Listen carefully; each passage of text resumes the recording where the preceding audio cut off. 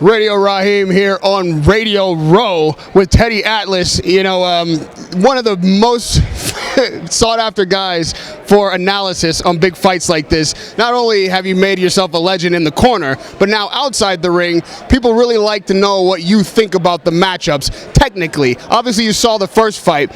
What was your call on the first fight? I thought, as a lot of people thought, I thought that Pacquiao won that fight. I didn't think Bradley got it, but as I've thought many times, as I've witnessed many times, as I've complained and yelled about many times in my career, the judges did it wrong. Whether you want to call it incompetence or whether you want to call it corruption, take your pick. I don't know any one area in anything where you can be that incompetent that many times where at some point you have to say, well, maybe it's not incompetence, maybe it's corruption. But I thought that as many times as I yell about and I rail against on ESPN Friday Night Fights, that the judges did a disservice to the fans and, more importantly, to the fighters in the ring. The fighters did their best, but the judges didn't. What is the correct criteria for judging a championship fight? Oh, it's supposed to be, it's professional boxing, not amateur boxing. So, difference. Amateur boxing, who lands the most punches, it doesn't matter if it's a hard punch or less impactful punch. But in professional boxing, you want to bring fans in. So that's attached to it. The element of showmanship, the element of business, selling the sport, making it entertaining. So the rules, the criterion, supposed to be who lands the most effective punches. The hardest, most telling, most hurtful, but most effective punches. And quite often, I think if you ask the judge, he wouldn't even know what the criterion is because it becomes blurry. I mean, it becomes too subjective, where one judge says, oh, well, I like this style. I like, a guy that moves around and stays on the outside and controls space. Another one says, I like a guy who's aggressive, whether he's landing or not. Again, that should be taken out of the sport. There's people's lives, people's careers, at stake here with the judgment of these fighters. They're risking their health to get to a place, quite honestly, it's no secret, where they can make money and they can get out of the sport, where they can take care of their families, they can realize their goals and their dreams. And these judges, when they get it wrong, they don't know the criterion, and they're subjective about it. They're putting these fighters at more risk than they should be. If an umpire gets it wrong in baseball, that's bad, but these guys have guaranteed contracts and they're going to be playing again tomorrow. But if they get it wrong in boxing, that fighter who worked his way to that place, well, he took thousands of punches potentially to get to that place. He goes back in the line now to get back to that place where he was close to getting to the door, to getting out, to making the impact money that he's trying to make for his family to get out. You're relegating the fighter to more danger by either your incompetence or your corruption with the decision you make. So the judges, I say it and I say it all the time, get it right. Get the right judges in there. Get an oversight panel to look at these judges and don't allow them to get it wrong. Now, you're one of the guys that we always know we can get straight talk from, and you've been around long enough to know the answer to this question. Where's the corruption coming from? When it's not incompetence, when it is corruption, what's the source of that? There's no separation of city and state. There's no separation of the so-called administrators of this sport and the people making money at it. You can't blend those two together and expect not to have corruption. Human beings will be human beings. They will find the devices to make money, to better themselves, to do what's convenient, what's good for them. That's what human beings do, unfortunately. There's supposed to be a separation, a buffer between the people who administrate and the people who make the money in the sport. There is no such thing. The promoters have influence over the organizations. The promoters have influence with the commissions. The promoters have influence with the television networks. Again, there's nothing separating these two entities. Look, I'll make the perfect example. For me, the clearest example of it is that if you went and you knew where to go the night before a big fight, Europe, it happens a lot. In the United States, you go into the right restaurant, you will see a big dinner going. And it's not the Last Supper, but it looks like it. I mean, the best of everything: wine, lobster, steaks, and you see all these people, like 20 people at a big long table, and who will be there will be the promoter of the next night's event, and will be all the officials that are supposed to be there administrating that fight, that is supposed to be officiating that fight. You will see the heads of the organizations, you'll see the judges, you'll see the referees, you'll see all these people at that table, a dinner, a very nice dinner, being hosted by the guy that has a fighter fighting the next night that wants that fighter to win, for him to make money, for him to go on in his career, for this to be worthwhile. He has a vested interest. That guy has to win. And he's got all the officials that are going to have something to do with who wins. He's got them and he's paying the bill. Let me ask you a simple question. If that was the New York Yankees, I use them because it's a world-known brand. If that was the New York Yankees baseball team, right, and it was the night before a World Series game, and the Steinbrenners were hosting such a dinner with all the heads of the umpiring crew, would that be allowed?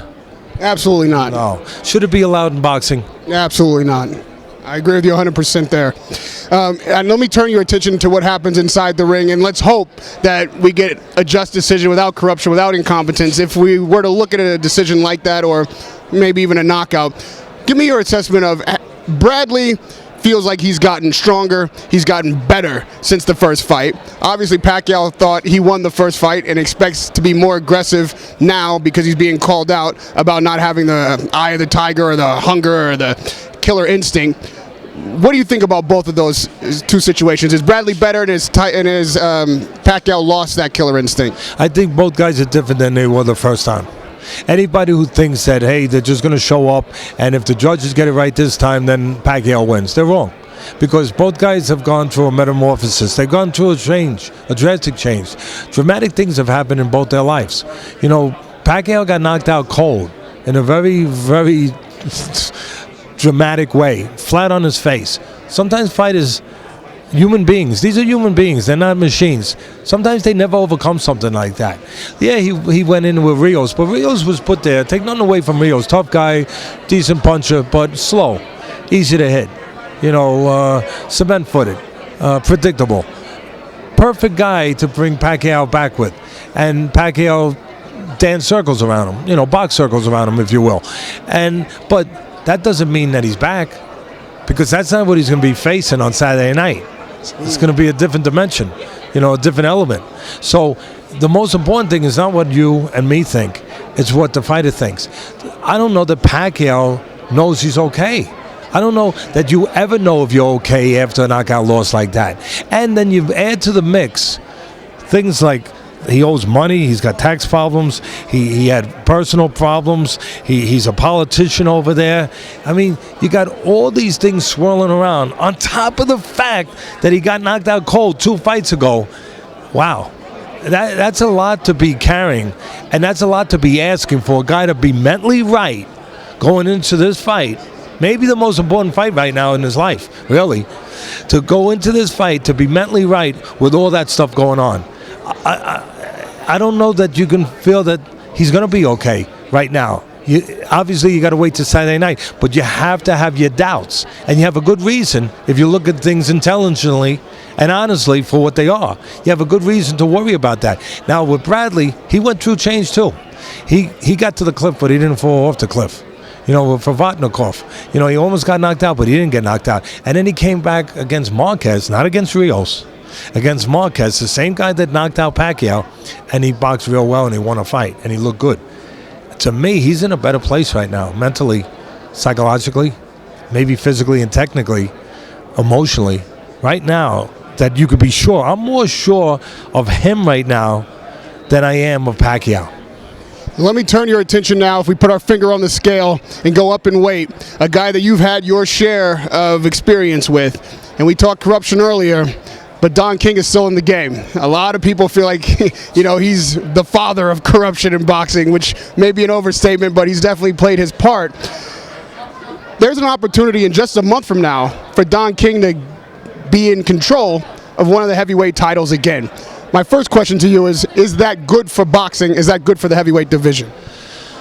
Listen, anytime you have titles now that are just being, moved around and just being plugged in, like you have it now, vacant titles, and and with guys that the public don't really recognize, where they really feel they've earned that position of looking at it as a true heavyweight title fight, then the sport has questions. It suffers a little bit, because one of the things that pulls the sport, the head that pulls the sport a little bit, is having a heavyweight champion that people believe should be the heavyweight champ, that people believe that he has that merit of being a heavyweight, the best big guy in the world. And that's been over in Europe. That's been over with the Klitschko's, and they haven't lost it in the ring. And now anytime you replace and put in substitutes, it's a substitute.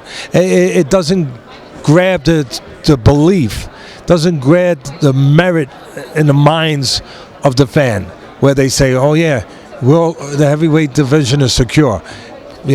Boxing's in a good place. When Tyson was there, everyone knew he was a champ. Ali, everyone knew he was a champ. Joe Frazier, everyone knew he was a George Foreman, everyone knew he was a champ. Lennox Lewis, everyone knew he was a champ.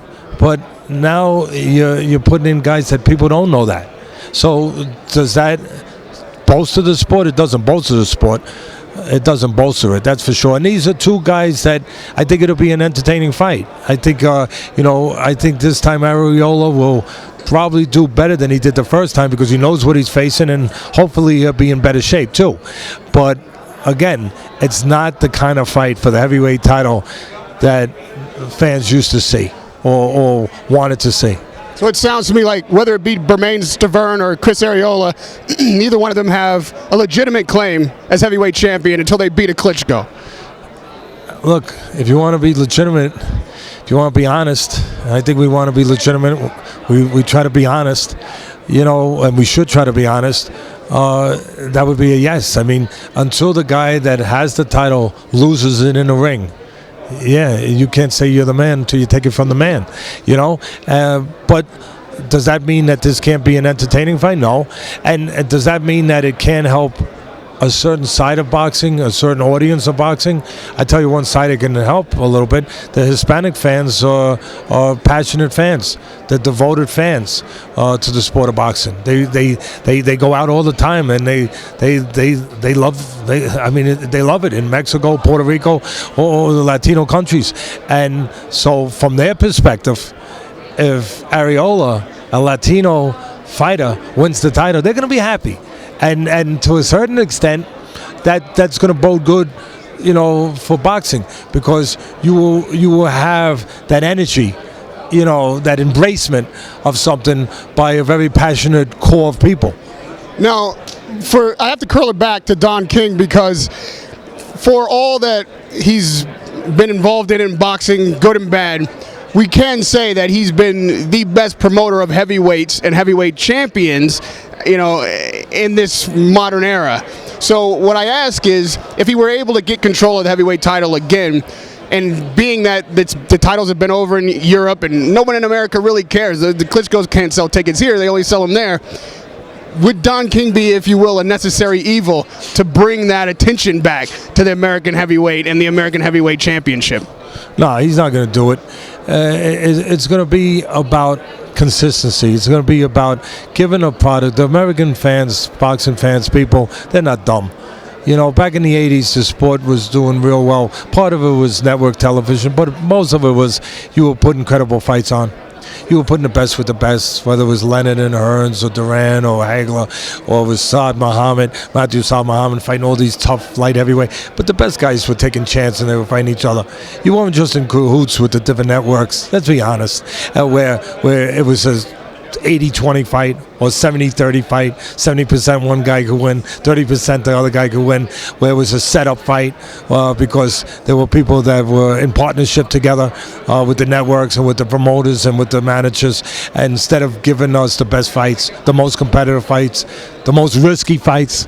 That's what the sport needs. It needs that. One guy with King coming back and being back, yeah, it'll get a few sound bites. There'll be a couple blurbs out there on ESPN, Don King, remember him? but that's not gonna bring the sport to a higher level. That's not gonna bring magic back. I mean, that's one fighter. Again, you need the consistency. You need the best guys fighting the best guys. And Don King can't be Don King anymore. Listen, what I mean by this, the same way as I don't know if Pacquiao can be Pacquiao anymore. I don't know, after what happened in his life. Don King's old. Don King doesn't have the things that he had before. He doesn't have Jose Sulaiman. God rest his soul. But he was a guy that allowed King to be king. He controlled one. Let's be honest here. I mean, people aren't honest in this sport enough. He was a guy that controlled one of the organizations, and King controlled him, and that's what allowed Don King to certain parts be Don King and do some of the things that he did. So he doesn't have that anymore. The landscape has changed. It's not the same anymore. Those things aren't in place. Don's older. Some of those people are gone. The environment is different. So he's not going to be able to go out there and bellow and control everything and just to monster everything the way he used to monster everything. It's a different time. It's a different day. Teddy, one thing boxing definitely needs is Teddy Atlas. You bring the honesty, you bring the truth. I appreciate the candid interview and the sweatsuit because you make me look good. Radio Rahim with the legend, Teddy Atlas.